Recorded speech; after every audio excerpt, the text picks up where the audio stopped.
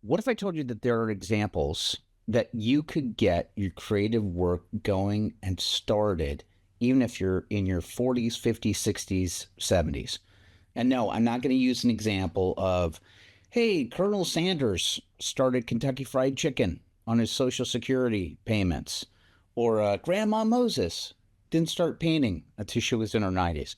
I'll have to give you, I'll just be flat out honest. I'm kind of sick of hearing those examples. And I just thought I need to talk about something different, even something biblical that will help you. Hey, if you're new to this channel, my name is Kevin Gregg. I'm a creative producer, writer, director. I help you get your creative work done. This is on my mind because as people start getting older, a big thing that starts happening is they go, well, that's it. I missed the boat. It's over. It's finished. It's done. Nonsense. And it can also get very frustrating. Sometimes when you look up, I did this the other day on Chat GPT to kind of go, hey, what's examples of people that get started later in life? And it can be very frustrating when you start seeing the examples. I'm just going to read a couple of these as I put on my glasses to tell you what these are. This is what you start seeing when you start pulling up stuff. I won't show it to you, but they start giving examples of like, well, Vera Wang, the costume designer, she was a former figure skater, and then fashion editor, and she didn't really get started until she was age 40. Or Samuel Jackson, he didn't have his breakthrough until he was 42. Or Ray Kroc, 52. Alan Rickman became famous when he was 42. And you start hearing these examples of people where you go, well, that's great. They're in their 40s, but I'm in my 50s or I'm in my 60s. So I guess that the ship has sailed. It's over. It's finished. Nonsense. There's actually biblical examples that exist that go, hey, your greatest adventure may be right around the corner and you don't even realize this. I'm going to give you three examples specifically from the Old Testament that should encourage you. Abraham, Moses, and Joshua. These three guys who were in parts of their lives where society would be writing them off, saying it's all finished, and then God was getting them prepared for their greatest adventure. You look at Abraham, who had left his father's country. He went to a brand new land because he was told about a promise that God was going to have for him, and also that he was going to give him a multitude of children and great children and all this stuff. And Abraham was in his 90s when that was happening for him, and still being vigilant. And I think it wasn't until he was about, I even have it right here, as I'm just going to double check all my stuff. He was literally in his, yeah, his Abraham, Sarah, his wife, gave birth to Isaac at 100 after all of these promises and moving forward. And yet there were bigger things that he was being called to, right? Moses, who at the age of 40 ended up leaving Egypt. And that was it, right? He was in underneath the Pharaoh's family and other things that were going on. And then all of a sudden had stuff go upside down, left, ends up becoming a shepherd, ends up getting married, has kids, has all of his other stuff, is on to a whole other part of his life. And then when he's in his 80s, uh, God shows up at the burning bush and tells him, hey, I'm sending you back to Egypt to bring my people out of there, to let them go, right? In his 80s, being called on that journey. Then you have Joshua, who after Moses ends up dying, isn't even able to get into the promised land. Joshua, who's a fantastic example, right?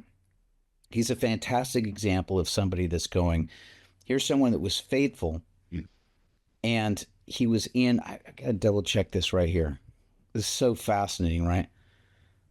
Joshua was 40 when him and Caleb went with the other spies into Egypt to go check out the promised land, to go scout it out. They come back with uh, huge grapes and all this other stuff and saying, this place is overflowing. We can totally take this.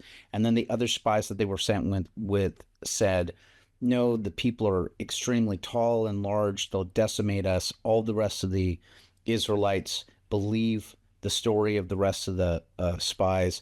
And all of Israel, all those people that didn't believe that they could take what God had promised them, are put into a punishment for 40 years of wandering the desert. And Joshua and Caleb, who are faithful, are put into that banishment. So they have to go around the desert in Israel, going along with this punishment until Moses then passed away, and then Joshua at 80 is then handed over to lead Israel to bring them into the promised land. And when he goes into the promised land, it's not like all of a sudden everything is handed over to him. All of a sudden they have to start going to war and battling all of these different tribes in order to claim that thing that God had promised them. Why am I talking about these three specific biblical examples?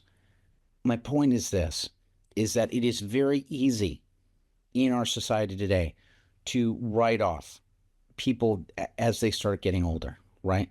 To just kind of go, well, that's it. You're past, your youth, your vitality, any of that stuff. But the fact is, guys, is that there is wisdom and skills and other things that you have been accumulating over the years, right? And that God may be using this for a greater purpose for you. And you have to embrace that and be open to that and be ready that there may be a different call or adventure that he's calling you to use these skills that you've accumulated, right?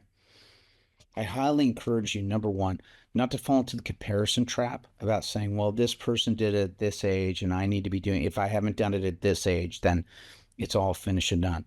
Whatever. I highly encourage you, especially on your creative journey, that you have to be inviting God into this process and saying, Lord, guide me and lead me. First of all, Father, you've given me these abilities, skills, and these desires according to your will and purpose for my life. So please show me exactly what it is that you want me to do with this.